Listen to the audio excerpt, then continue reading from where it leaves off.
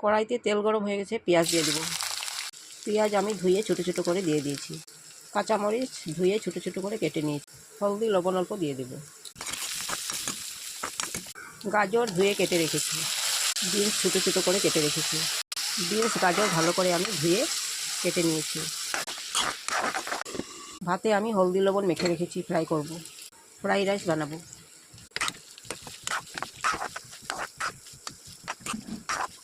ধনিয়া পাতা ছোটো ছোটো করে কেটে রেখেছি, দিয়ে দেব।